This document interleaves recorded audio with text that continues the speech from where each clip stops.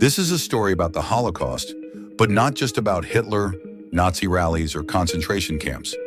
It's about a man most people have never heard of who quietly helped turn one of the darkest ideas in human history into a functioning system. The man is Adolf Eichmann.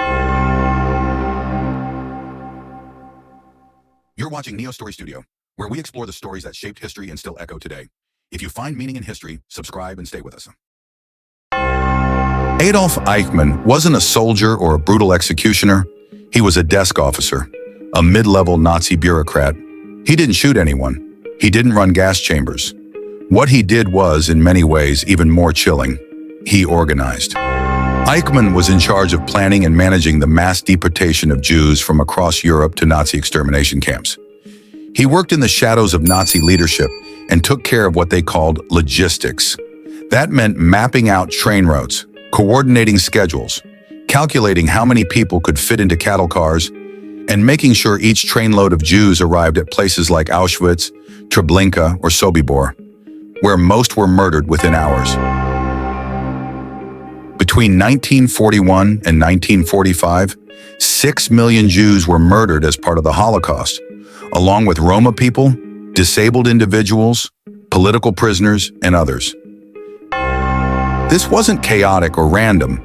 It was planned. It was systematic. Eichmann treated it like an engineering project. He didn't speak in terms of people or families. He talked in numbers and targets. He was obsessed with efficiency, making sure the trains were never underloaded, minimizing delays, even finding alternate routes when railways were damaged by the war. He turned genocide into a process. Victims were often told they were being resettled or relocated. They brought their belongings. Some even bought tickets. But what waited at the end of the line was not a new home. It was death.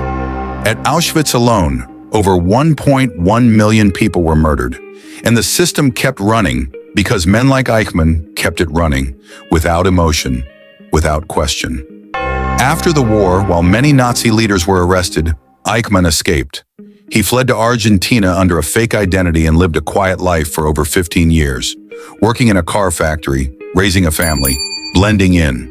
But in 1960, Israeli Mossad agents tracked him down, captured him in a covert operation, and smuggled him out of the country. He was flown to Israel and put on trial in 1961, the first internationally broadcast war crimes trial. For the first time, Holocaust survivors gave testimony live to the world. People saw the human faces behind the statistics. In court, Eichmann didn't deny his role, but he claimed he was just a cog in the machine, just following orders. He described himself as a loyal administrator, not a killer, but the court disagreed. He was found guilty of crimes against humanity and hanged in 1962, the only civilian execution in Israel's history. Philosopher Hannah Arendt, who covered the trial, described him as terrifyingly normal. Not a monster, not insane, just an ordinary man who stopped thinking, stopped feeling, and did his job. Even when that job involved sending millions to their deaths. That's the most frightening part of this story. Eichmann didn't look evil. He wasn't violent. He looked like any office worker. But he showed the world how dangerous it is when people blindly obey systems without asking if what they're doing is right. His story isn't just history, it's a warning. Because real evil often wears a suit, speaks politely, and hides behind rules.